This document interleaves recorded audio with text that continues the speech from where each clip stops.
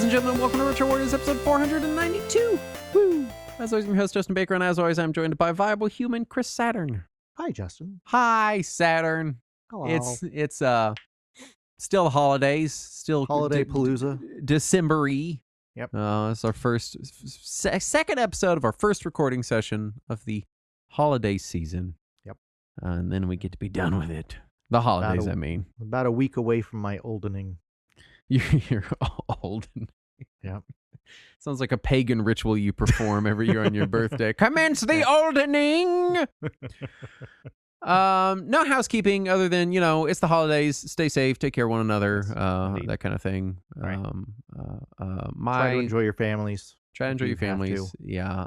I try not to enjoy my families. I just try to Enjoy your immediate family. I enjoy, my family that lives in my home. I do. Exactly. I like my wife and my kid. Yeah, enjoy that. And that's enough. Yep. So my week. Yes, sir. I picked up and have been playing Stalker, Shadow good. of Chernobyl. I saw that in the notes and I was worried. That Or it maybe just you'd says Stalker. become a I stalker. became a stalker. Yeah. I thought I would pursue a new career path. And stalking seemed, Yeah. fruitful. Like you saw an ad that said, now hiring stalker. Yeah. You just misread it and thought it was stalker. Stalker, Shadow of Chernobyl 2 just came The out. second one, yeah. And I always see Stalker around, and I see it often as like one of the greatest FPS games of all time. I just never bothered with it. It looks a little too spooky for me. Yeah. And it might be, I don't know.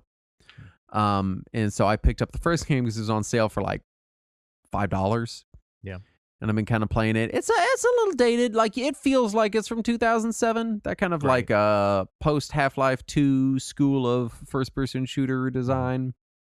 So a little clunky, but I think I'm having an okay time with it. There's a lot more story in the game than I care to fuck with. Every guy I go talk to has like a whole fucking like book of dialogue, and I'm just like, I don't care. And I like looked something up about the game, and I saw someone making fun of it because there's no women in the game, apparently. Like in the entire game, That's ever a weird. single time. And you go through whole like cities of like people that are like in these, like isolation zones out here, like fighting against the military and stuff. And Just drive through the town of Dude Bro and surprise yeah, me there's no women apparently there. not one woman anywhere. Yeah. And I was like, that's weird. But now that I like, as soon as I saw it said, I can't unsee it. And so it's just like weird. Yeah. Because there's like mods that add women into the game. Just so strange. Yeah, and based on my knowledge of modders, I bet I can guess what kind of women they add. Yep. Yeah. But yeah, been playing a little bit of that. I don't know that I'm going to stick all the way through to the end, but I've played a few levels. It's a fun, cool, it feels very Half-Life 2-ish to me. Yeah.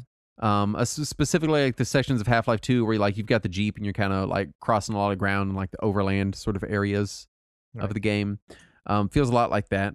But it's cool. It's not like the most outstanding thing in the world, but it's just been a fun first person shooter. I like that it's kind of sandboxy, you can like do extra missions and stuff and kind of run into different encounters as you're kind of like wandering around in the world. Like I ended up getting a much stronger gun than I think I'm supposed to have in this part of the game because I kind of cheesed some military encounters by like kiting them up against a tree and letting dogs attack them or something. Nice. And so it's it's interesting for 2007 shooter and what they've done with it. Been playing slowly pecking away a little bit more UFO 50. And in the game I discovered the game Camouflage, which is a single screen puzzle game in which you play a lizard and there's frogs that bisect the level. And if you get in their vision, pictures of this, yeah. and you haven't camouflaged yourself to the floor tile that you match, then they run over there and they eat you. And my daughter was immediately interested for whatever reason. And so she was interested in that. And then that got me going down this rabbit hole of like good single screen puzzle games. Yeah. That have no dexterity required, like literally zero. It's tough. It is tough. We landed on, she goes back and forth between Boxy Boy on TurboGrafx and Quirk on Game Boy. Nice. both of which are Sokoban games. Immediately, I was like, oh, let's try Lolo, but in Lolo, there are enemies. That is true, yeah. Actually, that game that I was playing that I mentioned last episode, Isles of Sea and Sky, no enemies. Yeah. Oh, really? No dexterity requirement. Interesting. It is very difficult, though. The actual puzzles get to be challenging. Well, that's the tricky thing is she's used to shorter experiences. She plays a lot of stuff on like phone and iPad and stuff, and all of those are things that it's like, you did it. You completed the whole thing right now. And like she was playing Quirk, and she's like, the levels are hard, and she starts crying, and she's like, I don't know what I'm supposed to do. And I'm like, well, what we did when I was a kid was we'd put it down and go do something else for a couple days and then come back and try that level again. And if we can't get it, get mad and then maybe put it down for a couple more days. Yeah. And I was trying to explain to her that I was like, back then, like this game cost $50. Yeah. And so you didn't want to, you know, I was like, how would you feel if you paid $50 for a game and then immediately beat the whole game in like 5 minutes? She'd be like, that wouldn't be fun. And I was like, I know. So it's hard when it's ROMs, you know, and she has her own RG35XX because I got 2 of them when I ordered it, and so I gave her one.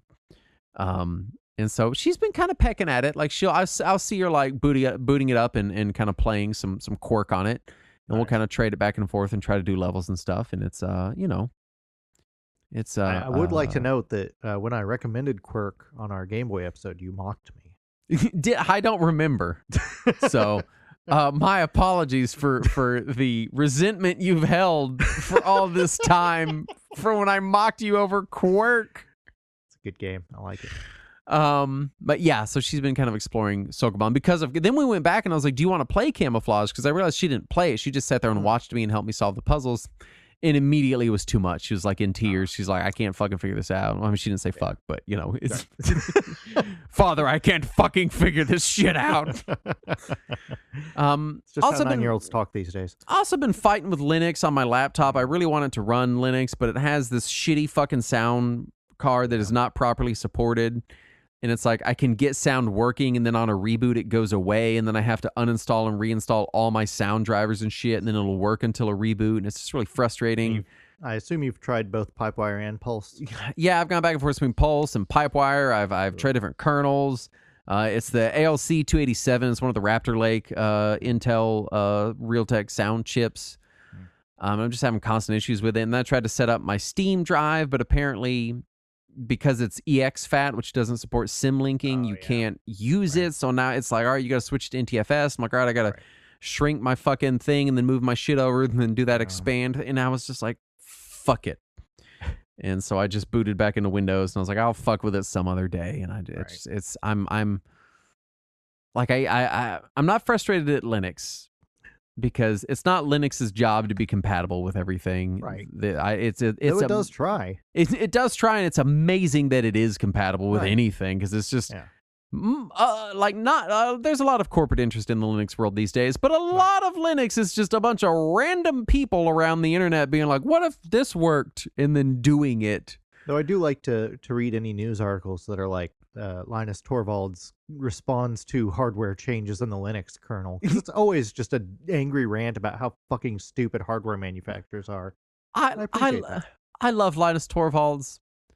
I love that man so much, because anytime shit happens, like because he's gotten in trouble with like the Linux Foundation and stuff, because he'll come out and be like, yeah, I guess NVIDIA's a bunch of fucking morons. Yep.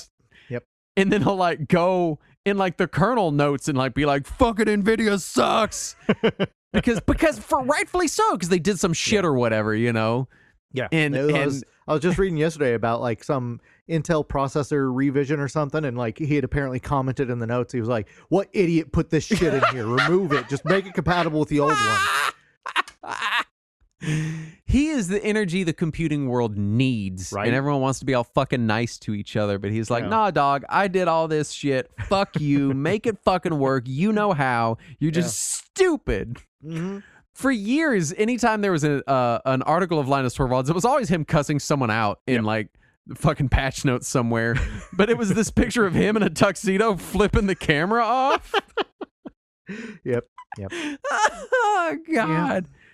Anyway, for struggling to get Linux going, it's my fault. I should have bought a laptop that was fully Linux compatible, and I did not. And that's on me, for not checking all the hardware in it. But whatever. What have you been playing? I did want to mention that once again I keep going back to the same game because I love it and also I hate it, and it's Peglin.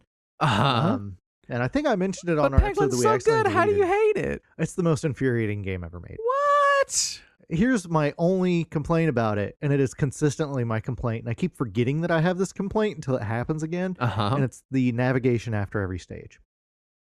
Because you get to, it's just like Slay the Spire. You pick like the direction you're going. Well, you don't just pick the direction you're going. It makes you peggle it. Oh, right. Yeah, you do have to peggle it. You have to shoot the peg into the side. So if you want to go right, you shoot it on the right side of the stage. Yeah. But every now and then, like especially if it's the question mark stages, right before it's time to navigate, it suddenly populates an entire board with moving pegs. And you're sitting there trying to shoot that direction. It's like, just kidding. I'm going to fling back the opposite direction. And that's so, I hate it Let me ask you this. If instead of that, on the question mark stages, it went, oh, the direction you pick is forcefully random, and it just like flipped a coin or whatever. I'm fine with that. Yeah. What? But what's the difference then? I don't know. It's something about the illusion. It's a psychological effect. Yeah. It's making me think that I'm going to be able to choose, and then doing the opposite of that. Just, it's infuriating me. I hate that so much. But I also love that game, and it's a great time waster when I'm at work. They just had some more updates that added some new bosses to the first stage. It's great game. I hate it. Anyway, also I finished Dragon Quest 3 HD 2D.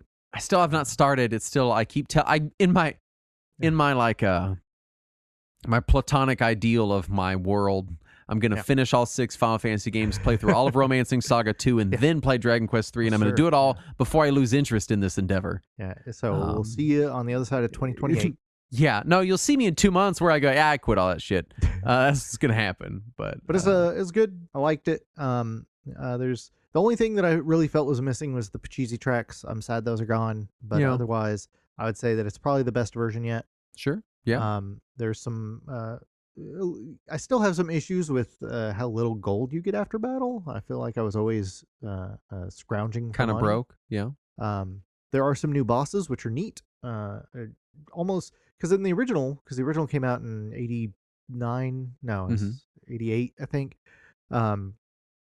You would for several key story elements, you would just walk into a room, grab them, and leave. Be like, oh, I need to find this orb. Here it is on the ground. Anyway, bye. Yep. See you later. And in the remake, as soon as you like get near it, it's like a boss appears. Like, oh, you thought you would take that so easily? And I'm like, yeah, I really did because I've done it before. But all right, guess we're fighting now. Yeah. But it's just a handful of new fights, which are neat and it's cute. And there's a handful of new story segments that just kind of give a little more color to the story. Which makes it feel a little more modern, but they're not long enough that they annoy me. Yeah. So it's just like a handful of lines of dialogue and a quick flashback, and then right back to what I'm used to. Yeah. So it's good. I liked it. Good.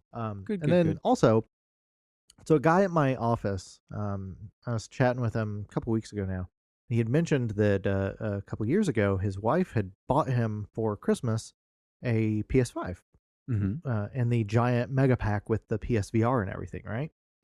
Oh wow! Okay, yeah. And it was just a Christmas present, and he liked it. He and his wife played the Horizon VR game on there, but 90% of what he plays is just Madden and Call of Duty. That's what he plays, and he plays it with his friends, and they all were still on PS4s. So he was playing the PS4 versions of these things on his PS5. On his PS5, right? Yeah, that's most of what he was doing. Spent, right?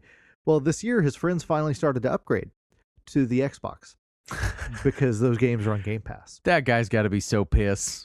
So he got an Xbox, and he found somebody at the office who wanted to buy his PS5 off him. And he sold his PS5, and he completely made up the difference, paid for his Xbox. He's good. Cool. But now he has this PSVR, and he couldn't figure out what to do with it, and GameStop only wanted to give him like $45 for it, and he was pissed off. And I was like, you know what? How much you want for it? I'll give it a try. I'll see how it works.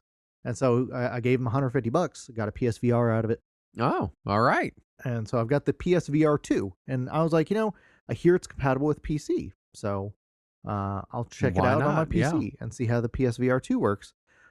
So if you want to use it on a PC, you can't just plug it into your USB-C port. But why not? You have to have the PlayStation VR 2 PC adapter. Why? It's USB-C. Or if you have a video card that has native USB-C output, you can plug it What? directly into your video card. What fucking video card is I've never seen The that. 2080, the RTX 2080 has native The USB-C output. 2080? Yes, That's not the several 3080. generations. What? We're on the 4080 now. Correct. I, So okay, so you can fortunately- either get a dongle or a 5-year-old graphics card? yeah. So fortunately, if a guy at work had asked me if I wanted some old video cards when I was trying to get the VFIO working on Linux. Yeah. So he gave me his old video cards, and one of them was a 2080 that has USB-C output. All right. So I plugged this shit into my goddamn desktop and connected the PSVR 2. Works just fine, but you have to use the PSVR 2 software in order to initialize Steam VR. God damn it. And so I jump through these hoops and I load up Steam VR and it runs like garbage. Mm-hmm. Like it's just like choppy in VR sucks. Well, you're on a 2080. It's an old card. So it was making me dizzy because it kept like freezing the image and I would turn and like the image was still over to the left where I was. Yeah. And it was just disorienting and frustrating. And so I was like, no, I can't use Steam VR with this. This is not good. So I put my 3070 back in, and I was like, you know what? I got a PS5. Let's just try it on the PS5. So I plug it into the PS5, and I have no PSVR games on my PS5. So Right. I'm looking through what's Like, compatible. can you play regular games just in like a VR, like You can. fucking It will let you theater? do just or? theater mode. And so I tried some Silent Hill 2 on it, and it's Okay. fine. But I don't exactly want to play Silent Hill 2 when encapsulated in a little helmet. That's terrifying. Yeah. So I was looking through what games I have that are compatible, and I was like, oh, Rez and Tetris Effect. I own those, Yes. and they are both VR compatible. Here's the problem. I have the PS4 versions of these games. And unlike the Xbox, you don't just get the PS5 version. You have to pay $10 to upgrade. I just don't get how Sony fans aren't more annoyed because they seem to be know. having a great time, and I'm glad for Right. them because they guys spent a lot of money for the privilege. Well, the thing is, the PS4 versions are also VR compatible. Mm-hmm. So it's like, well, let's just play those. I can't. They're Okay. PSVR compatible, not PSVR 2 compatible. What the fuck is You happening? can't play PSVR games on a PSVR 2. You have to Why? connect a PSVR to your PS5 to play I'm gonna PSVR games. Fucking on freak PS5. out. Yeah. So if I wanted to play them in VR, I had to pay the $10 to upgrade them. So I fucking paid $10 each for games I already own. Uh-huh. And then I'm just playing Rez and Tetris Effect in VR, and they're fine. Yep. I've played both those in VR, and they are fine. They're fine. It's not like a life-changing experience, but it's just fun. I do like that the PSVR 2 has little attached earbuds on it. That's cool. Yeah. And you just stick them in your ear, and then you can hear it in surround and everything. That's nice. But and the PS, what do they call them? Sense controllers or the PSVR 2 controllers? Something like that. Yeah. They're nice. They're fine. They it took me a while to find the right way to hold them when I was wearing the headset. I do like that the headset has camera mode where you can hit a button and then just see your room, as if you were not wearing a headset, so that you can find things. Yeah. And every time that I hit that button, my cat was staring at me. She's like, what the fuck is happening? Right? She's like, "What are you doing? You look like an idiot." And I was like, Yeah. "I am an idiot." You're correct in your assumption.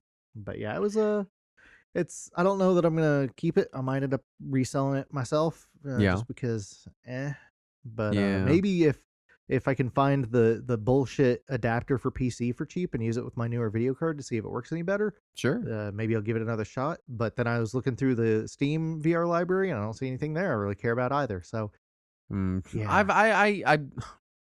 I have a VR headset. I could have done it, but I was interested in Half-Life Alyx. That was supposed to be a really good VR game, but then I just never got it yeah. because it was like $60, and I was like, I don't know if I want to spend $60 to be strapped into VR for 25 hours. I don't know if that's. If I could play that's me. Portal in VR, I'd give it a shot. Actually, that might. I feel like I make would me throw up nauseous. immediately. I think I'm forgot going to about throw the- up just from you saying that. I forgot about the velocity part. Of Portal. That Regular could be a Portal problem. makes me Yeah. kind of queasy. I couldn't even fucking imagine. Yeah. Yeah. Let's do the news. Yeah.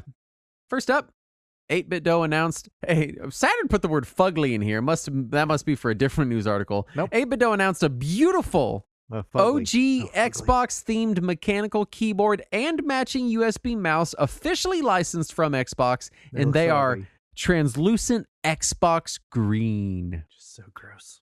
And I've pre-ordered both of them. This vomit colored keyboard. They are, oh my God. It's hideous. I can't wait. Anytime Courtney finds ugly things, she's like, "Here, Justin, here's some ugly shit." And I'm like, "Yeah, ugly things." I'm so into it. It looks so good. You were not like more into Mad Balls as a kid, because I didn't. If I had known, I think I had a couple. I feel like I remember. I was really into Mighty Max, which was like Polly Pocket but gross. Yeah. Well, it was just Polly Pocket but for boys. Yeah, but it was specifically gross. Like that was the whole. I don't remember being gross. It was gross. It was all like a oozing monsters and zombie faces with like pustules and yeah. I had several of them. So yeah, no, I'm stoked on this. I've already pre-ordered them. It is another one of the 8BitDo keyboards that they've released before. I have the Famicom edition of it. It's a very, very good keyboard, and honestly, as someone who is into mechanical keyboards, it's just a good mech for the price with a good feature set for the price. Yeah. Like less than $100, and you get 2.4 gigahertz and Bluetooth and wired modes with a decently, really very long. I've never had the battery go dead. I assume it can eventually. This never happened to me. With easy controls, it's really good, man. It's just a really good keyboard. My only complaint is it doesn't have a number pad. They've recently announced the extended version with a number pad, and this is the shorter. They've only announced the NES and Famicom versions in the extended version. Yeah, and I do. If they announce a C64 or IBM version, I might. Yeah, I do like a good number pad. Even my laptop, I've got a number pad on it because I play a lot of old shitty PC games that weirdly enough use number pads. Civ 3 is my numpad game. Yeah. But yeah, I'm excited for this. A fan translation of Capcom vs. SNK 2 for Dreamcast is adding in new features, including an art gallery to replace the deprecated online mode. So that's cool. I like that. Yeah. That's a cool thing to be doing. Right. Microsoft is bringing back the $1 Game Pass trial, but only for Game Pass PC, which I fucking hate Game Pass PC. It's such a fucking shit show. It's a pain in the dick. They're really particular about what drive you're allowed to install your fucking games on. They finally changed that. You can put libraries on all of your drives now. Oh, thank God, man. Yeah. Every time I try it out, because I always use, I have an OS drive and then a game drive, and all my computers is how I always build them.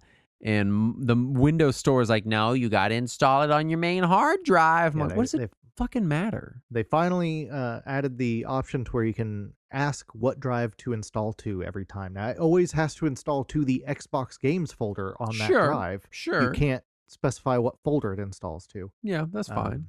And some of the games are encrypted when they are in that drive. Yeah. Not all of them.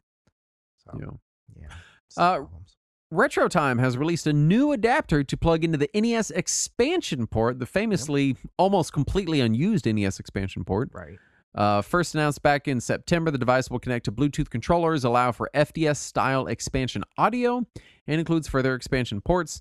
It'll be available in December. This is not something I'm particularly excited about in its current state, but I think it opens a lot of doors to some really cool stuff and mods they just and have features. Some loose USB-C ports at the end of it that you can just connect things to. So yeah, I am curious to see what people use it for. Like Bluetooth controllers and FDS audio is cool, but it's stuff we've been able to achieve in other ways. Right. But the doors this opens is what's really exciting, that they finally found a way to really actually, just the idea of being able to tap into the NES expansion port is the most exciting portion of it. Definitely. Modder Set has released a Nintendo Switch Pro mod, which is a 3D printed enclosure that turns the Switch into a home console with built-in fans that allow you to overclock the device for better performance. Yeah. And this is a complaint I've had with Nintendo, which is that if you have custom firmware on your Switch, you can overclock it, and a lot of games run it like locked 60. Yeah, or at least pretty close to it. Yeah, and all it does is ding your battery. It makes no sense that they don't have like an overdrive mode or some shit for the Switch. They could easily implement that via software. But I digress. A person in our Discord has already pre-ordered this mod, and they're going to do this to one of their Switches. So I'm interested to see. I'm curious to see how that goes. How difficult it is and how it all works out, because I think it's a cool idea. Obviously, I use my Switch handheld all the time. I wouldn't want this, but I think it's a really cool idea. I've considered this thing because it looks neat.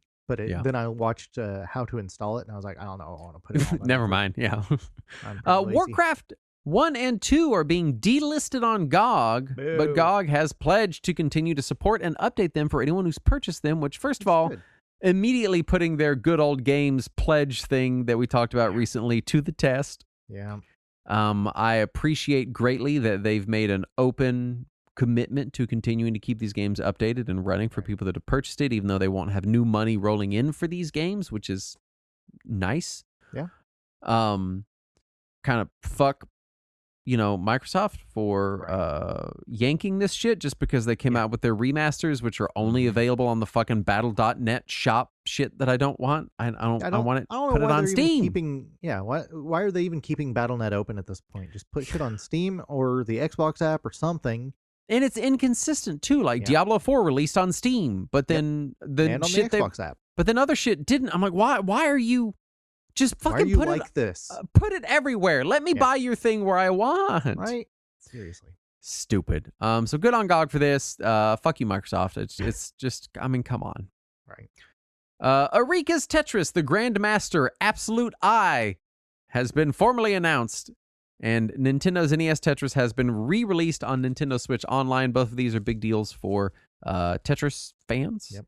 That's a good time to be a Tetris fan. We just got Right. Tetris Forever. Tetris Effect is still getting updates. This is coming out. It's good years for Tetris. Also, Absolute Eye is a stupid name for a game. Oh, it's super stupid. Also, Yes. any name that has 2 colons in it is got too much going on. Yeah. Stop it. Sega has formally taken action against the Super Sega FPGA Super What? Console. The Super Sega team has said they'll consider changing the name, but will not comply with orders to cease production unless Sega will pay back their pre-orders. Sounds like That's not they're how that between works. a rock and a hard place. You're right. That's also not how that works. Yeah. Pro tip, Mhm. if you're releasing a product that you're going to sell, don't call it Sega or Nintendo or Yeah, PlayStation. don't use somebody else's copyrighted name in the title, first of all. Just don't fucking do it.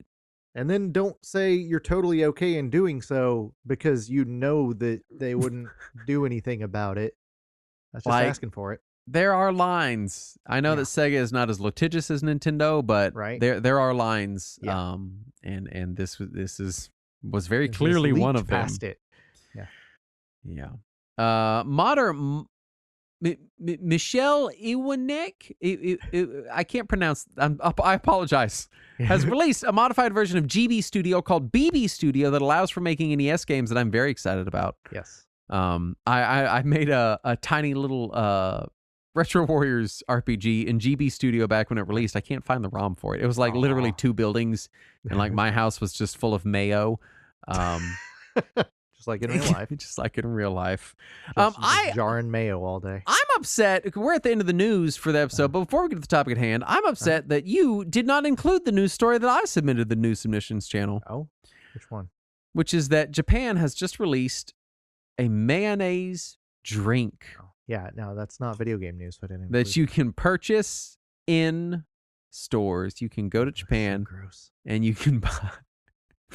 Here it is. I love the fucking article was, ever wanted to drink mayonnaise? That's the No. question. No, no one. has wanted Chilled drinkable mayo has Oh, wow. launched in Japan. It's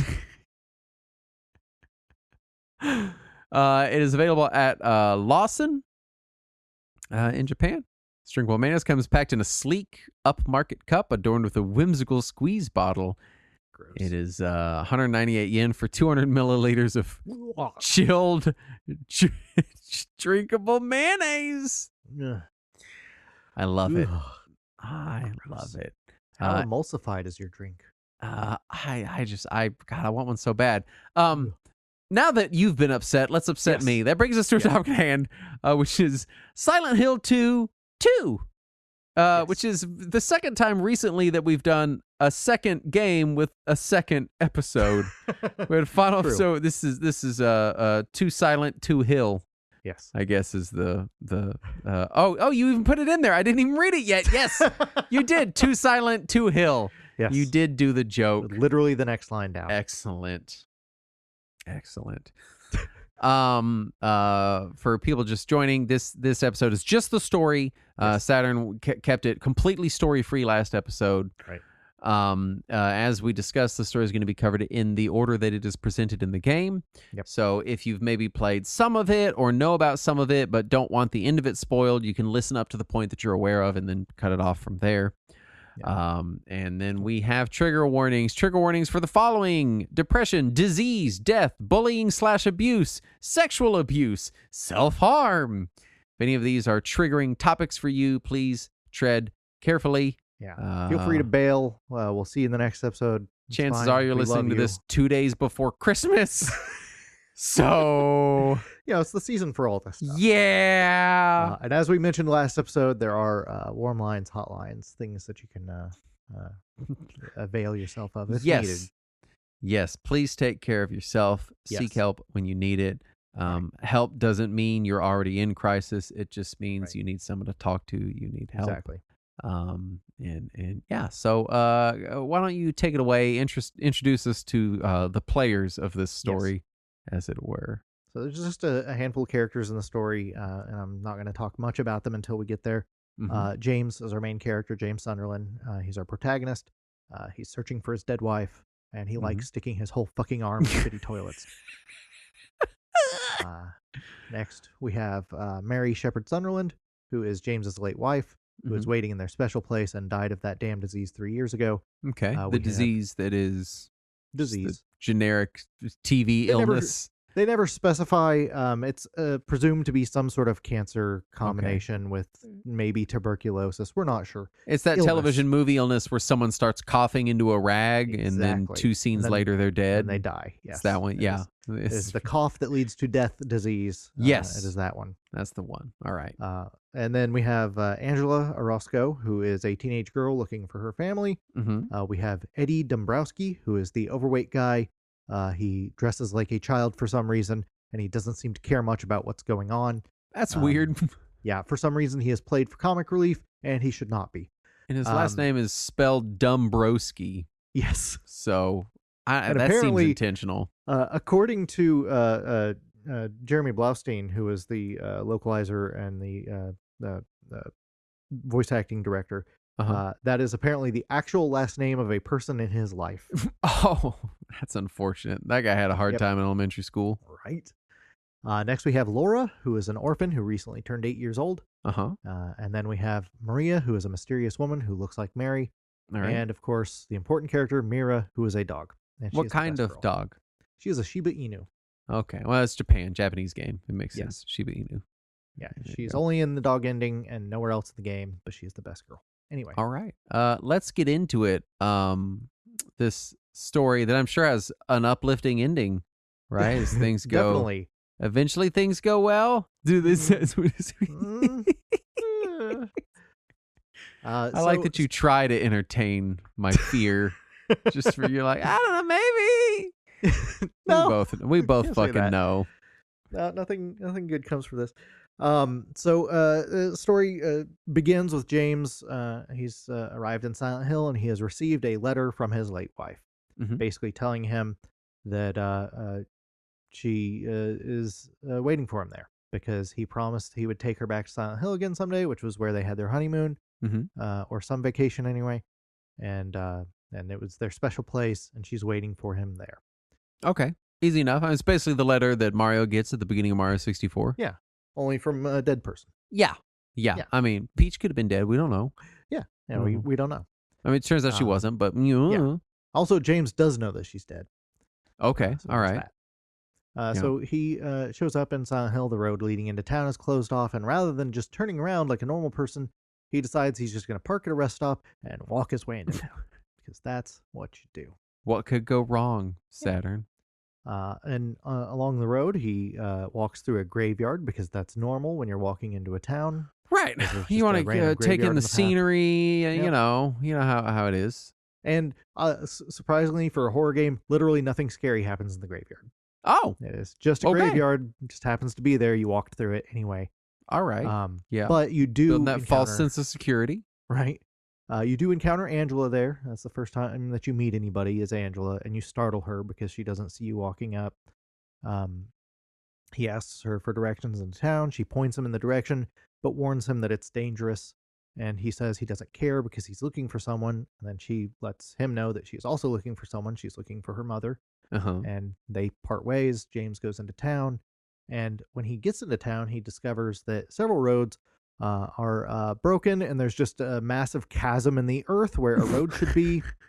And other Right. roads are arbitrarily blocked off by enormous multi-story tall walls of bed sheets, all normal things. So then he leaves. He goes, "Oh Nope. my God. Oh, okay. No, All right." he's just like, gotta find Mary. Calls the authorities. No. Oh, Well, this okay. is ambiguously placed in the 80s or early 90s. Uh-huh. So he does not have a cell phone. Okay. So And he all doesn't right. look for a payphone or anything at this point. I see. So pretty early on, we realize he's stupid. He's an idiot. All right. Yeah. All and right. I'm that- with you. And that is reestablished consistently throughout the story, as James is an idiot. Yes. So Yes. you see a figure in the distance, and it's kind of stumbling away into the fog. Also, the town is foggy now. It wasn't when he first pulled up, but now it's heavy fog. Mm-hmm. And you see a figure just stumbling away, and James is like, I should definitely follow that person, Oh, whoever that is. I see. Yes. So Smart. Yes. So he follows this figure into an underpass, and then immediately forgets that he was following the figure because it's a dead end and he's in this underpass and the other side of it is blocked off with construction. Uh-huh. But he hears a radio, and he tries to listen in on this portable battery-powered radio, and then he notices that this thing that he was following is actually a monster and standing literally right next to him. And so he does the sensible thing. He pries a plank of wood off of the local construction and beats it to death with it. Like, Uh-huh. All right. Yeah. Okay. I'm there. I've been And you would transported think- to this world of stupidity. You would think that at this point you'd be like, all right, time to leave. No. Yeah. Turn around. Go home. Right. Get out of so there. The radio starts playing what sounds like Mary's voice calling out to him, Uh-huh. but it's distorted and you can't tell what it's saying. And again, and the so- woman he knows to be dead. Right. Factually. And also that he received a letter from. And at no point is he like, maybe I'm having a psychotic break. You know, in the remake, there is a point where he says, am I going crazy? Oh, That so never happens in the original. Some intelligence has reared its ugly head. He immediately dismisses it. Of course. Yeah. No, it would be too much for him to think about it for too long. Right. So he's trying to find Mary, and he's trying to decide where she might be in this town, because the whole town is their special place, but he thinks maybe it's the hotel they stayed at, but he can't immediately get to the hotel from where he's at. So he decides the closest way to get there is the local park, because it's on the other side of the lake from this hotel. Maybe he can just take a boat or something. Uh-huh. I don't know. Okay. But the path to the hotel is blocked. The path to the park is blocked. But he finds a corpse at the end of a street with a map next to it that shows that you can get to the park if you go through the apartment complex. So he's like, cool, why not? Well, it went so well for the corpse that he thought I know. maybe he could Right? turn it around. Also, it should be noted that all of the corpses in the game are wearing James's clothes. And that was intentional by the developers, but the game never does anything to draw attention. I was about to say, does he even notice that this is Never happening? mentions it once. Nope. Did he hit? Did I miss the He's part where you really told me that he has dumb. a severe head wound? 'Cause I don't know. He's just so dumb throughout the entire game. I feel like at some juncture, Right. he's got to have hit his head. He's just really dumb. So Mm. you get to the apartments, and the first thing you find in the apartments is a flashlight, which is good because there's no power in the apartments. And the flashlight is conveniently mounted to a shop mannequin that happens to be wearing the same outfit that Mary is wearing in the picture of Mary that James brought with him. Okay. And he doesn't mention that either. Doesn't notice at all that this is Mary's clothes. He's just like, oh, sweet, free flashlight. And then you're immediately attacked by a mannequin that was hiding behind that mannequin. Of course, yeah. And then you stumble your way through the apartment complex, trying to find your way through, and you find an inexplicable iron gate in the middle of a hallway of this apartment complex, and on the other side of these iron bars is a key, and you probably need that key. So James does the genius thing and just reaches his whole fucking arm through these iron bars to grab the key, rather than using his plank of wood that he has with him Uh-huh. to just kind of scrape it to himself. No, it gets down on the floor and reaches his whole damn arm in there. And then a little Right. girl steps on his hand and laughs at him and then kicks the key away. Ugh. All right. And you don't know who this little girl is. Just a little Of course girl. not. Yeah. I'm sure that'll never come back up again. She sounds like she's having fun though. So whatever. Yeah. So we can just not worry about that at all. Yeah. So It's eventually fine. you get your way It's to the fine. other side of that iron gate, and you get the key. And then you come across another iron gate, and on the other side of it is Pyramid Head. And that's our introduction to Pyramid Head. He's just standing there staring at you, Yeah. not doing anything. Seems like a nice guy at this point. Yeah, Just hanging he seems out, fine. He's enjoying fine. his life, having a smoke break or So- whatever. You enter another apartment and you hear the sound of somebody getting sick. And also in this apartment, you find another corpse, one that's not dressed like James. It's one of the few that's not dressed like James. Mhm. And it's shoved face first into a refrigerator. And you go into the nearby bathroom and encounter the person who you heard getting sick. And this Mhm. is Eddie. This is the first introduction of Eddie. Excellent. And all he wants to tell you is, I didn't do it. It wasn't me. And of course, you naturally put together that he's referring to the corpse in the Right. That's the refrigerator. assumption. Okay. And James was like, I didn't think you did what you sounded like you're sick. Are you okay? And he's like, yeah, I'm good. Do you want to get out of this place? And James like, nah, I gotta find my dead wife. It's fine. And so you also part ways. Mhm. And then eventually, Oh, yeah. You just leave the only other normal person you've run Yes. into so far. yeah. You're not like, who, maybe we should team up, or I might nope. be going crazy. Just none of No. that. Just No. see he ya. offered to go with you, and you're like, no, I'm busy. No, finding thanks. A dead I'm- person. It's fine. Okay. Get your plank of wood and soldier Yep. on. Oh, you did find a handgun by this point. Get your so there you go. handgun and Handgun, soldier plank of on. wood. Yep. And then you find Angela. She's also in the apartment complexes now. And you find her in a room where she's just on the floor of a room with a full-size wall-length mirror, staring into the mirror while holding a bloody knife in her hand and just kind of, staring at the knife Yeah. and obviously contemplating something. Uh-huh. And so James offers to take the knife from her for safekeeping out of fear that she could hurt herself. And she reluctantly agrees that's probably for the best. But then as James reaches to take it, she freaks out and almost threatens him with the knife. And then immediately starts crying and saying, I'm sorry, I was bad, sets the knife down and then leaves. Okay. Yeah. Everything's coming up Millhouse, I think. Thrill ho. And then you start to leave the apartment complexes at the back entrance, and you encounter Pyramid Head, and you have your boss fight with him. Right. But then there's a siren, and he's like, "Oh shit, I gotta bail," and he just leaves in the middle of the boss fight, and then you also leave. But why? Well, because you gotta find your dead wife, right? No, I mean this. Why does the siren make him leave? We don't know yet. There's never an explanation for that. Oh, ever, never. Never. Mm-mm. I see. There's just an air raid siren. Pyramid Head kind of pokes his head Just up, fucks off. hears it, and then and you're in a stairwell. You're at the top floor of a stairwell, and the entire stairwell is flooded except for the area you're in. And as soon as he hears the air raid siren, he's just like, "Okay, cool, I got to go downstairs now." And he just starts walking down into the water. And as soon as he leaves, the water drains and you can leave. Okay. Yeah. All right. Yep. You know what? Doesn't have to make sense. Not the weirdest thing that's happened so far. Yep. Also, during the apartment complexes is when James stuck his whole fucking arm into a toilet full of shit water. Oh, Just, God. For the record. Why? Does he still have the stick? Yeah, he still had the stick the whole time. Why not do the stick? And there was a key in there, by the way. James, So, why? Buddy. And he just knew. He knew there was a key in there. He We had got to stick his whole talk fucking arm in about it. you sticking your arm in things. He does you're that gonna, a lot. You're going to lose it. Yeah. Tell me he loses it at some point, that he sticks it in Nope. a thing and it just chops it right the fuck off. No, he never gets his comeuppance. Never from it, learns that lesson. I'm upset at this game. right? Best game Okay, ever, so- my ass. So he leaves the apartments, and on your way out, you run into the little girl again, and Yep. she's sitting on a wall, kind of coloring, and he confronts her and asks where her parents are, and she responds to that by saying that Mary never loved you, or you never loved Mary, and then she runs Mhm. away. Okay.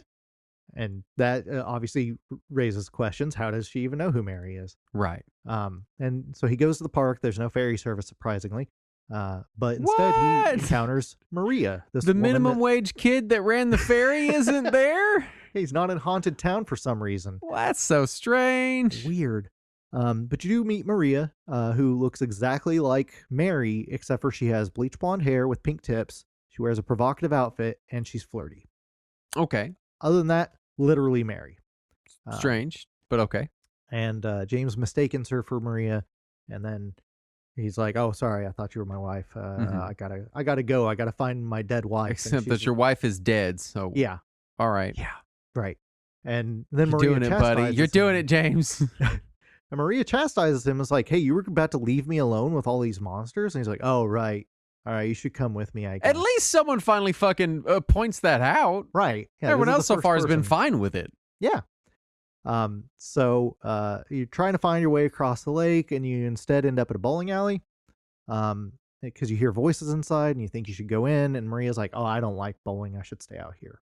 That's why she doesn't want to go in. Because that makes sense. Okay. So you go It's inside. really not like bowling for that to Right? be at the forefront of her mind.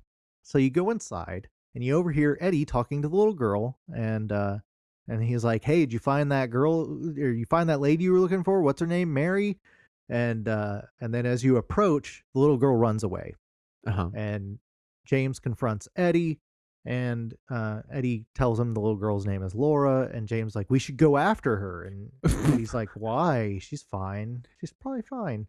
And then James gives his famous line, "How can you just sit here and eat pizza?" Which is a good question.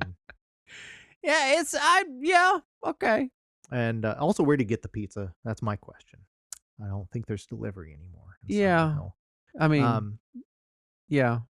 But so now we know the girl's name is Laura. As James leaves the bowling alley, Maria says she saw Laura run off, and we have to go after her, make sure she's okay. So you continue on the path, for some reason, through a strip club that Maria inexplicably has all the keys to enter in her bra, because that's where you keep them. Yep, right. Yeah. You don't want them to get stolen, so. Right. So you cut through this strip club where nothing at all happens, and then you follow Laura to the mental hospital, Uh-huh. the normal place. Totally. And shortly after you enter the hospital, Maria says she's feeling sick and decides she's going to lay down in a random room in this abandoned, decaying hospital. You should probably know. Yeah, okay. Yeah. Yeah. She's just like, I'm not feeling well. I'm going to lay down right here. And you're like, "Are you sure?" And she's like, "Yeah, it's probably just a hangover. It's fine." And then James like, "Okay, all right. Well, you get your rest." This is all fine and normal. Have a Yep. good nap. I'll see you later. I'm going to keep looking for a dead person. Has yet to even mention leaving? No, not even a consideration. All In right. fact, when at the very beginning, when Angela met him in the graveyard and she was like, "It's dangerous here," his response is, "Well, I guess I don't really care if it is dangerous. I have to find Mary." I guess I don't really care. And that really encapsulates his survival instinct the entire game. Yeah, I think sticking his whole fucking arm in a shitty toilet encapsulates his survival That's also instinct. true. So I mean, holy shit. Maria's taking her nap. You finally find Laura, and James asks her, "How do you know Mary?" And she says, "Well, I met her at the hospital last year."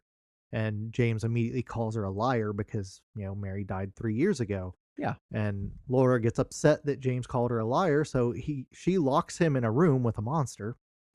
And James is like, "No, you got to let me out of here. There's something in here." And then Laura calls him a fart face and runs away. Yeah. Okay. He is a fart face he's a fart pretty face. clearly. Yeah. So you're not wrong. Right, Not it's nice, fine. but not wrong. And what's great is I saw an interview with the little girl who played Laura after she had grown up and finally got a chance to play the game. She had no idea what any of the context was. They would not tell her the context of the game. Oh, I see. Okay. Because So they she didn't just wanna, got the scare her or lines. anything. Yeah, she just got sure. her Yeah. lines, and her lines are generally pretty tame. And apparently, when she did get the script and went through it, she was worried she would get in trouble with her mom because there's a line where she has to call Eddie a gutless fatso and call James a fart face. Jesus Christ. And she was worried she'd get in trouble with her mom for this. Yeah. So, that's really cute. Anyway, so the boss you encounter is called Flesh Lips. It is a weird hanging cage thing from the ceiling with a mouth at the bottom. Gross. Yeah, and you fight that. So is this? And I'm after keeping track. Is this second boss fight? First. Yeah. Okay. First boss fight was Pyramid Head, Flesh and Lip. then now Flesh Lips. Yeah. And you fight the Okay. Flesh Lips, and then you get dragged by a third Flesh Lips that shows up out of nowhere, because you fight two of them at once. Mm-hmm. And then a third one just shows up out of the ceiling and drags you to the other world. Okay. This is your first time in the other world. So the other world, the normal Silent Hill is the creepy fog town. The other world is the hellish, rusted, bloody nightmarescape. I've got news for you. Neither of these is the normal world, Saturn. It's true. They're so- both hellscapes. Yeah, that's true. So now we're in the Otherworld hospital, and James makes it to the room where Maria was, but it's empty. And so he, eventually makes his way to the basement of the hospital, and Maria shows up. And at first he thinks it's Mary, and he's like, "Oh, Mary! Oh, it's just you." And Maria's not happy by that response. And Of course she goes not. off on him. And my favorite quote here is when she says, "All you care about is that dead wife of yours." Which that's a Yes. great line. That is correct. Yeah. That is why he's braving the hell town Yes. to find his dead wife. You did it. You Yeah. cracked the case. So, Oh, Maria fantastic. tells him- Good for you. right, Maria tells them they have to find Laura, so they try to find Laura, and they find a way out of the hospital through the basement for some reason. And as soon as they get to the basement, Pyramid Head shows up and starts chasing them. And they make it to an elevator, and James makes it in. He's trying to hold the door open, and just before Maria can board, Pyramid Head spears her right through the heart, Ew. and so she's dead. Oh. And James is just devastated, just distraught. Yeah. But leaving the hospital, he decides he's going to go back to his pursuit of Mary, Right, because all he cares um, about is that dead wife of his his. dead wife of his. Yeah. So now it's nighttime. He finds a note on a porch of a nearby house that addresses him by name Weird. and says that he needs to find a key to the Historical Society under a statue at the park. So he goes to the park. He finds the key, and he goes to the Historical Society where there is some boat docks in the back. So Mhm. he's like, "Oh, I can get to the hotel from here." So he goes through the Historical Society where there is inexplicably a giant, massive hole in the wall. And going into the big hole holes in the wall are probably among the least shocking things that have happened so That's far. true. So weird, but and on the other side of this hole in the wall is a staircase going down several floors underground. And he goes all the way Seems to the safe. bottom and to the Silent Hill abandoned prison, which is totally a safe place. yeah, and, just creepy climb right into Satan's asshole. Go for it. All right. Yep. And so he first of all, throughout the prison are these massive holes in the ground that don't seem to have a bottom. And every time he encounters one, he's like, "I better jump in." And every time he jumps Excuse in me? and is inexplicably fine. Why? Sometimes like animals get those weird infections Uh-huh. where they lose their survival instinct. Yeah, James never had it. I think he's got Pretty like a brain worm or something. There's something Yeah, going on right. here. This is not. All right. So- Okay. A couple of bottomless holes later, he ends up in the prison and in the cafeteria of the prison specifically. And there's a corpse at the table, and Eddie is there, and Eddie is holding a gun. And Eddie says, "Oh, the guy came at me. I had no choice. I had to defend myself." Well, he was mocking me with his eyes. With his And- eyes. Okay. Yeah. And James like, "Well, how did you see his eyes if he was coming at you and you shot him?" And as his story falls apart, Eddie says, "No, I was just joking. I didn't kill anybody except for that dog." Oh my God. And apparently he killed the dog before he came to Silent Hill. Okay. And, All right. And James like, "Oh, what?" And Eddie's like, "Anyway, I gotta go." And James like, "You're going out there alone?" He's like, "Yeah, it's fine." And then he just leaves. I mean, clearly Eddie's doing okay for himself. So Right? he's not covered in shit water falling down holes, dumbass. Right? So then James eventually finds his way to a trap door with yet another bottomless pit to jump into. So we're like 3 or 4 bottomless pits deep, and eventually we're at the prison morgue. Does at least one of them kill him? Like just Nope. as like a joke ending? Mm-mm, not even. And then I want one of them to kill him. now, and then you go through the morgue to another bottomless pit, and he jumps into that, and then you eventually find yourself in this rundown room with an elevator. And so he gets in the elevator, and does he go up? No. he goes down in the elevator after falling through all these holes In for after a penny, climbing. Saturn. There's no way that this is so far down in the ground. Yeah. So at the bottom of that is a series of impossible corridors, of course. Mm-hmm. This is when you get to the labyrinth.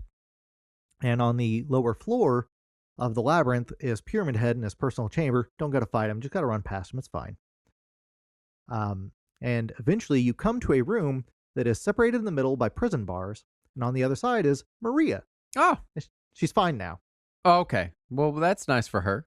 Yeah, she survived the stabbing. Yeah. And she is Just a very minor- confused. There's...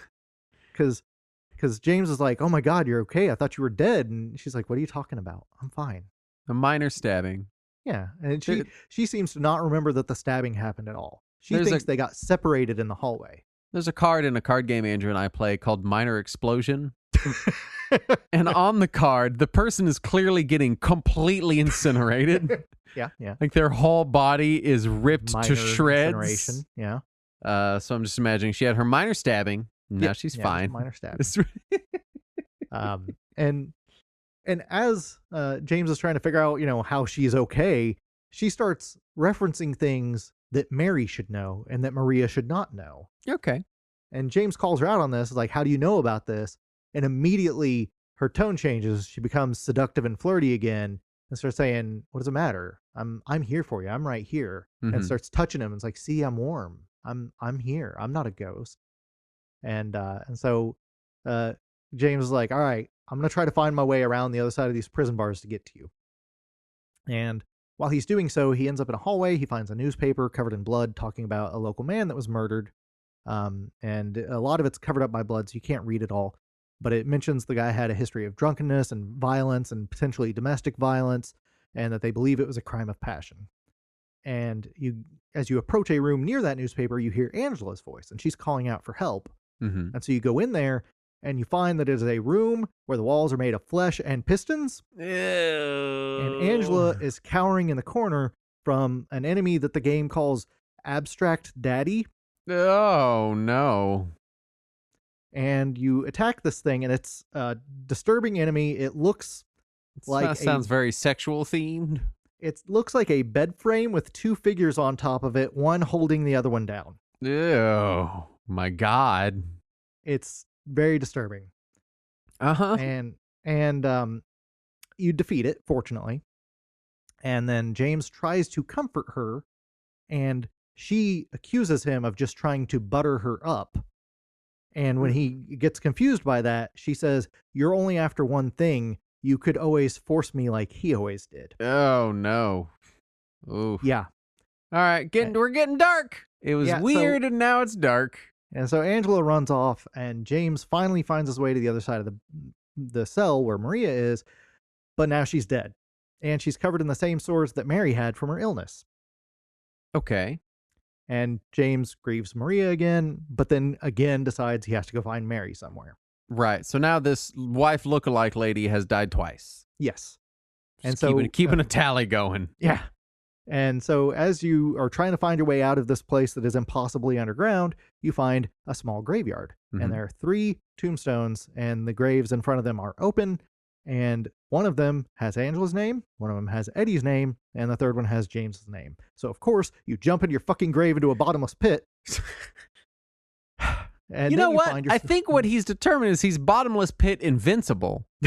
So it doesn't really make it, you know.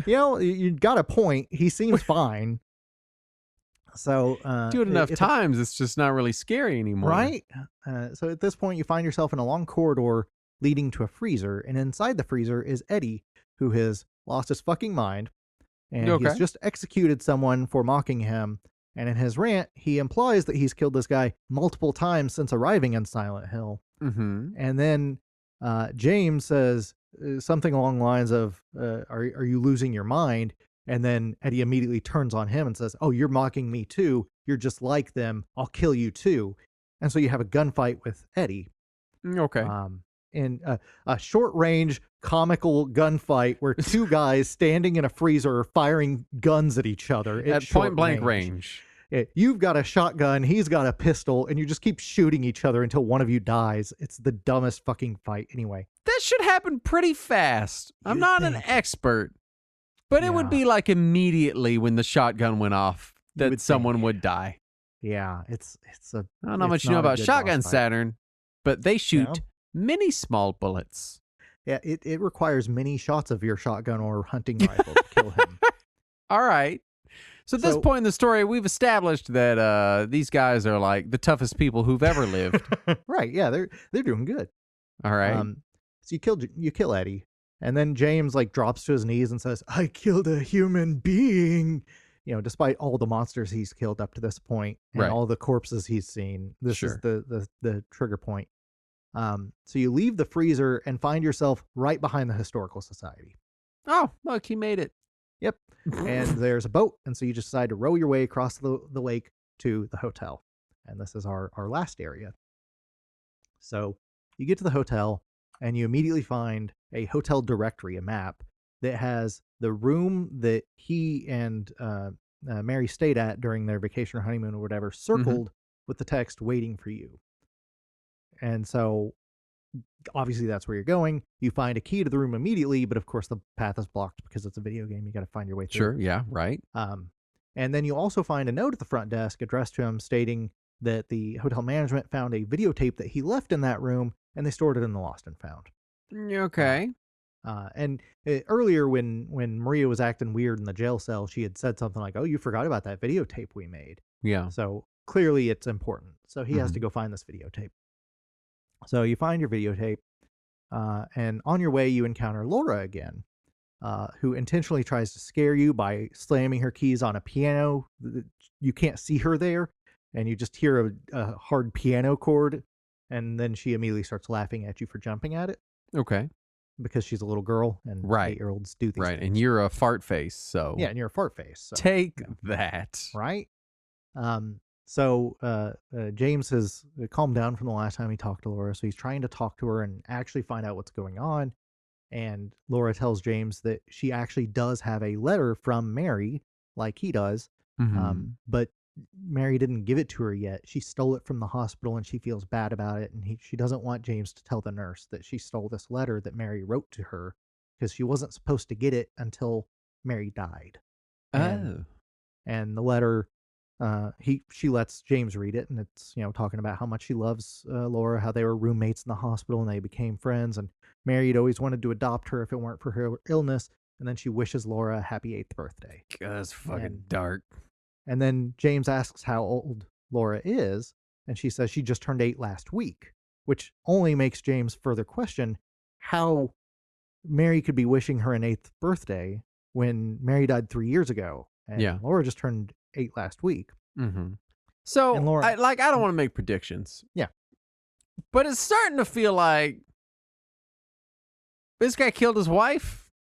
We'll get there. All right. Okay. All right. So I know there are multiple endings. I'm sure it's a multifaceted thing. So Laura also happened to have a letter addressed to James from Mary. But she's lost it somewhere in the hotel.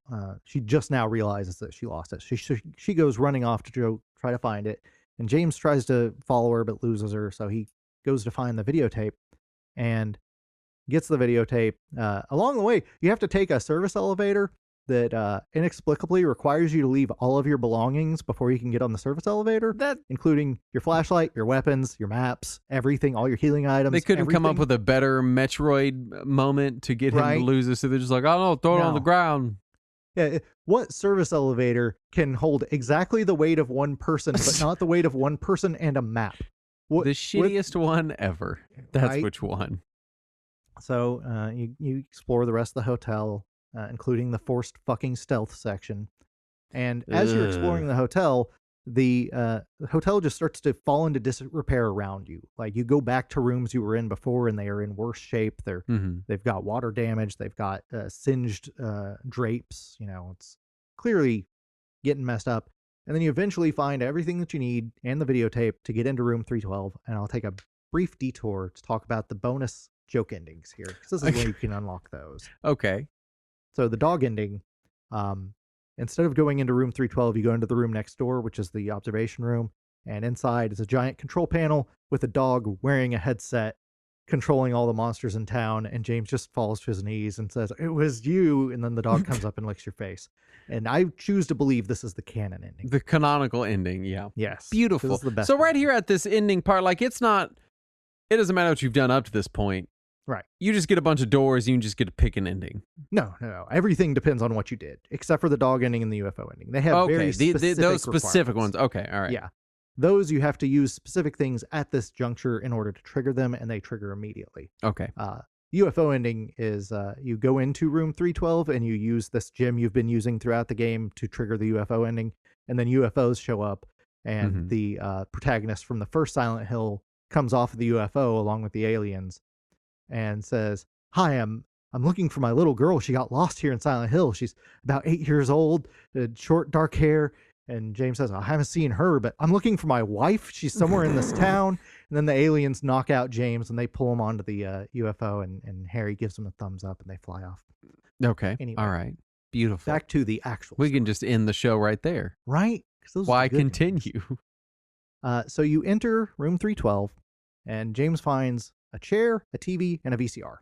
So he puts the tape in the VCR and he watches the home movie that they made with his wife during their honeymoon. And it's just Mary there in the hotel room talking about how much she's enjoying their vacation and please promise me you'll take me again sometime. And then after a couple moments, the video cuts to static and then comes back to footage of Mary ill at their home in her final days. And James enters the frame with a pillow and ends her life. All right. Yeah. Euthanasia, Yeah. mercy killing, I suppose. And then the tape ends, and it's just James staring into his own reflection in the TV as he remembers everything that he has done, that he has blocked out before he came to town. And he suddenly realizes, he killed her. He is responsible. This is all on him. Yeah. And Laura comes into the room, the little girl, and she asks James where Mary is because he was supposed to be looking for Mary. And then he says, "She's not here. I killed her." Oh, God. And so the little girl says she hates him and runs away. And specifically, Laura says, "She died because she was sick." And he says, "No, I killed her." That's the worst thing you say to a child. I mean, first of all, you didn't kill her for no reason. Right. There were extenuating circumstances Yes. that led up to you. And by the evidence that we've seen, it could have been a joint decision Yes. of when it's time, could you? In All the right, video, okay. she is fighting and trying to push him away. Oh, all right, yeah, all right, a little darker than I. There's actually audio that doesn't play in the game, but you can find it on the game disc. It was cut before the game was released, where it is her literally fighting for her life from him. Oh God, no, that's a lot worse, man. Just Yes, fucking wait a unfortunately. minute, like Yeah. shit. All right. So, at this point, James kind of blinks and realizes the hotel is just like falling apart around him. Like it's barely standing. And he should leave, but then he hears Mary's voice on the radio one more time saying that she's waiting for him and he's almost there. So he decides to keep looking for her, but along the way he encounters Angela one more time at the foot of a burning staircase. And for a moment, she mistakes James for her mother. And then when she realizes who it is, she's shocked and she kind of pulls herself back and she thanks him for saving her earlier, but then says she wishes that he hadn't. And she asks him to return the knife. And he says no. And then she says, "Even Mama said I deserved what happened." Oh. And when he refuses to return the knife, she says, "Are you saving it for yourself?" And he doesn't answer her, and she goes up, or he says something like, "I'd never do that." And then she just starts to walk up the burning staircase. And as she gets out of range, he says, "It's hot as hell in here." And she turns to him and says, "You see it too? For me, it's always like this." And then she just walks off. And That's she's dark. gone. All right. And then James gets back to the lobby where he finds Maria alive again. Only she's tied up upside down screaming for help. Okay. And before he can do anything, two pyramid heads who are on either side of Maria stab her to death. Okay. And James falls to his knees and he says, "I was weak. That's why I needed you. I needed someone to punish me for my sins. But that's all over now. I know the truth. It's time to end this." And then he fights the two pyramid heads. And then he goes down a very long hallway. Along the hallway, you hear all the harsh words from Mary in the days before her death. where Yeah. she's like, "You brought me flowers. I don't want your fucking flowers. I don't need Okay. flowers." So What are you she's doing mentally here?" deteriorating along the Yeah. way. All right. And you can hear her saying, "Get out of here. I don't want to see you anymore. You're wasting your time with me." And then if you wait in the hallway long enough and you don't just rush to the other end, eventually you hear her say, "Wait, I'm sorry. Please help me. I don't want to die." Yeah. But you don't have to hear that. You can skip it. And that's rough. Mm. And so you climb a series of stairs and you reach the roof and you confront the boss, who is either Mary or Maria, depending on your ending. And your endings are dependent on what you did during the game. So the one ending, probably the worst one, or the best one, depending on how you think the thematics of the story should end up, is James gets to see Mary after the battle, or image of her anyway. She tries to forgive him. He says he can't forgive himself. He goes back to their car and he drives into the lake. Okay. All right. The second ending is the ending where you fight Mary instead of Maria. She doesn't forgive him for everything he's done. And then he meets up with Maria again, and the two of them try to leave Silent Hill. But right before they leave, she starts coughing, exhibiting the symptoms of the illness. Yeah. And James callously says, "You better do something about that cough," before they get in the car and drive off. Okay. And then the New Game Plus ending is the Rebirth ending, where you collected a bunch of occult items and you try to revive Mary, basically just refusing to accept reality. Right. It never says if he's successful or not. Okay. So possibly the positive ending? Yeah. Possibly. And then the supposed good ending, which I have issue with, is called the Leave ending. And that's where Mary forgives him. And even though he says he can't ever fully forgive himself, she insists that he live his life and, continue on. Mm-hmm. And then you see him leave Silent Hill with Laura. All right. My problem with this, one, we don't know if that's really Mary. Maybe that's just his own head trying to, apologize for himself. Sure. Yeah. Right. Two, why would Laura forgive him? And three, he's wanted for murder. Yeah. Even if he leaves town, it's just a little bit of murder, Saturn. A little bit of murder. That's fine. It's just I don't see how there's ever a possible good ending for him at this point. Yeah. Like, everything is bad. Yeah. And I'd written up some analysis stuff that I may or may not actually go through here at this point, but there's countless analyses out there. You can find analyses from professional psychologists. It does sound like a lot of this is kept vague sometimes because of the medium, sometimes intentionally. Exactly. So a lot of it was intentionally vague. The assumption is that what had happened was based on some notes that you find in the game. You can learn that Mary was released from the hospital one last time before she entered long-term palliative care, so that she could visit her home. And it's assumed that's when it happened. That James killed her. And it's also implied that Mary's body is in the back of the car the whole time. Oh. That he either was intending to bury her there, or maybe he always intended to try to revive her somehow. Yeah, all right. Yeah. And that his trauma led to him blocking out everything. And that the town of Silent Hill itself is creating all of this shit to force him to either come to terms with it or to accept who he is or whatever. Yeah. And a lot of the enemies have a very sexual image, and a lot of people online have said this is because of James' repressed sexuality during all the time his wife was sick. And I don't buy that excuse either. Like, fuck you, man. Your wife is sick. Take care of your wife. Yeah. Yeah. There's not a lot of ways to paint this where James isn't just kind of a piece of shit. Yeah. And the story for Angela implies that she was physically abused by her father and possibly also her brother throughout her entire life, and that her mother just kind of let it happen. Yeah. And there is nothing good about Angela's story. It's just the most tragic character. I totally can't, and she doesn't get a good ending either. Eddie, like James, there's at least that little nugget of like, fuck you, dude. Right. Like there's depending on how you look at it, there's this moment of like, well, fuck, like he kind of deserves it. He fucked up at a point, right? Like whether he deserves redemption or not, he fucked up at a point. So you still get to be like, well, you fucked up, dude. Yeah. Angela, like, what did she fucking do? Well, like, it's implied that she killed her father after years of abuse. It sounds like rightfully so. Yeah. Yeah. And then apparently she burned her house down after she killed them. Okay, And all right, yeah. That's when she came to Silent Hill and, all that. Yeah. Eddie apparently snapped after years of mockery and abuse, and then he killed a dog and shot a guy in the knee, and then he was fleeing the police and came to Silent Hill. And along the way, he happened to pick up Laura, who was a hitchhiker. And Laura was legitimately Mary's roommate in the hospital, and that's how they met each other. And it's implied that Laura, because she's completely innocent, sees no monsters in town. She just sees it as just an empty place, like a playground. Yeah. And of course, Angela sees it as burning all the time, which is also terrifying. Mm-hmm. There is a bonus scenario on the re-release on Xbox that had an area where you could play as Maria before the events of the game that implies that she might have been a real person this whole time that was just forced to go through all of James's bullshit. That extra sucks. That does indeed extra suck. Right? So yeah, it's a dark, sad, depressing story. I want to ask questions. Sure.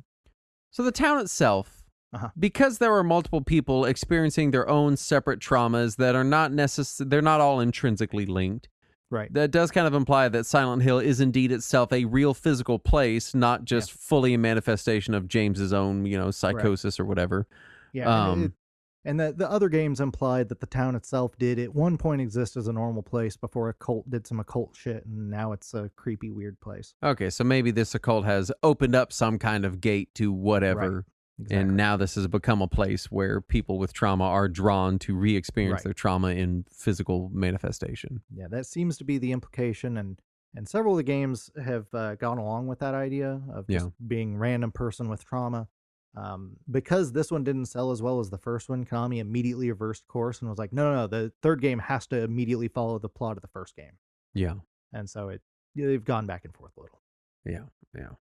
I knowing nothing about it, and I mean, getting tidbits here and there, I had always just assumed that Silent Hill itself was a manifestation of the James, of the protagonist. But hearing Not the whole directly. story laid out, it's very clear that it is not. Yeah, it is some kind of. There are some interpretations that there is a third layer of Silent Hill because there's the fog world and the other world, and some people imply that there's a third layer that was totally fine the whole time. There's actual people walking around in it. It's a normal town. I don't know if I subscribe to that belief myself, but I don't know what the purpose of that belief would be. I mean, regardless if there's these two extra dimensional or whatever areas of it, like it doesn't really matter if there's an analogous real physical regular space because it's not like they ever go there or are there at any point. Yeah. And maybe Laura is there the whole time, in which case, why isn't she interacting with all the normal people? Yeah, or at least mentioning that there's other people about, Right. It seems kind of odd, but, Yeah, the only thing we can say for sure is she doesn't seem to see the monsters. Yeah. Except for James. She sees James, and he's kind of a monster. A little bit. He's a shit-covered toilet monster. Yes. And a fart face. And a fucking fart face. Right? As far as final thoughts, fucking Christ, man. I'm glad I didn't play this game. I'll tell you that much. It was rough.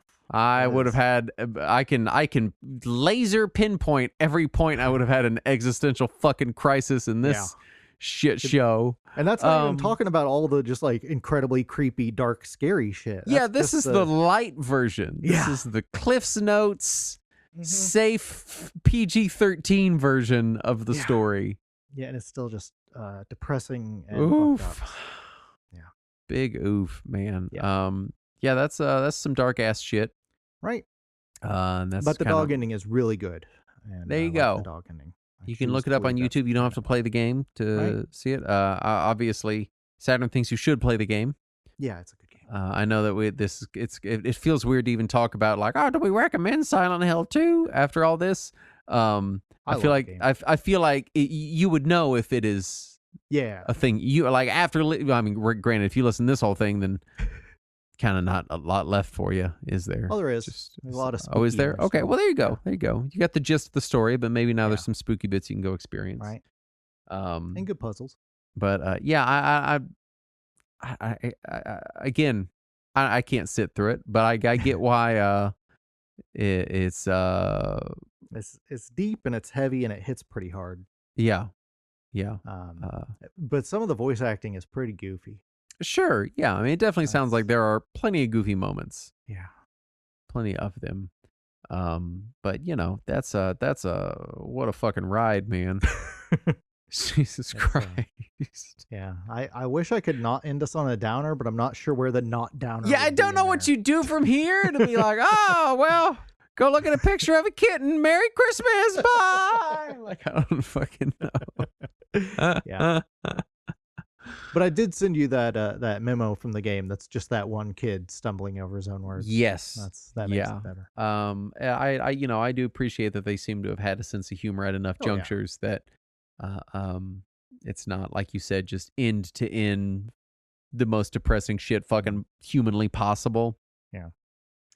But the first game even has one of those jump scares where you hear like a thing rattling in a locker and you finally open it and it's just a cat.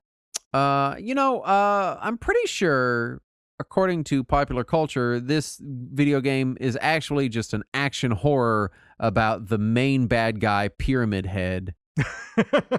So I don't really know. I think the main bad guy is James. Yes. I think is what we've established here, is that he is the main antagonist. And the regular consensus online has been that Pyramid Head is simply some sort of manifestation of James's guilt because he wants an executioner to put him through it, which good. Yeah, he wants to be punished, and so there's the person to do it, you know. Right. Well, if you want to be punished in your ears, you gotta listen to our pre-show. You go to patreon.com/retrowarriors where we will punish your ears. We'll shove our whole arm in there. We'll fucking punish them with shows like Talking Wizards and Retro Warriors Read Along. It's our new tagline. Retro Warriors, punish your ears. You know what they fucking did. Punish your dirty little ears. All right. We want to thank the following patrons for letting us punish their ears and wallets. That's right. Starting with Kim Pallet. And Eric the Human. Hamha, it is I, Napiki the Hamster. Dan, the longtime listener and frugal consumer. Dean W. McFarland. Kumatora from Mother 3. Orange Joe.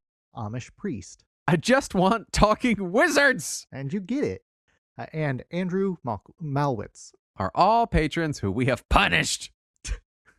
In their ears. Like you usually do. What the fuck is happening? It's after midnight. It's been a weird couple episodes. Which never happens. Never happens to us. This is totally normal state to be in right now. Yeah, definitely. Anyway, we'll be back after Christmas with some more holiday cheer for you. So just hang on tight. That's right. To your Christmas spirit.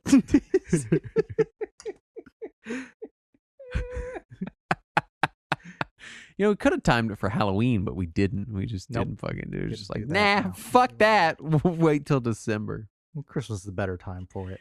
Anyway, if you're listening on the regular feed, hopefully you have a good holiday season. Indeed. And if you don't, then hopefully it's almost over.